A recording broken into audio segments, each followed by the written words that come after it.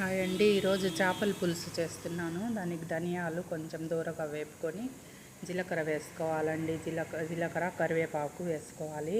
అవి కొంచెం దూరగా వేగిన తర్వాత మెంతులు వేసుకోవాలండి. కొబ్బరి మనం వేపుకున్నవి మిక్సీలో వేసి మిక్సీ పట్టేసుకోవాలి. టమోటాలు చింతపండు కూడా వేసి కొంచెం వాటర్ పోసి మెత్తగా మిక్సీ పట్టేసుకోవాలండి.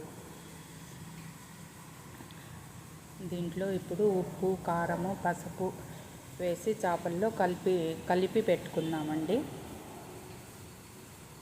చూడండి, ఇవన్నీ వేసి మనం మిక్సీ పట్టుకున్నది కూడా వేసేసి ఆయిల్ కూడా వేసుకోవాలండి. ఆయిల్ కూడా వేసుకొని చేత్తో బాగా మిక్స్ చేసుకోవాలండి. బాగా కలుపుకోవాలి. తర్వాత మనకి ఎంత వాటర్ కావాలో అంత పోసేసుకొని పొయ్యి మీద పెట్టేసుకోవాలండి. బాగా ఉడకాలి. చూడండి ఎంత చిక్కగా బాగా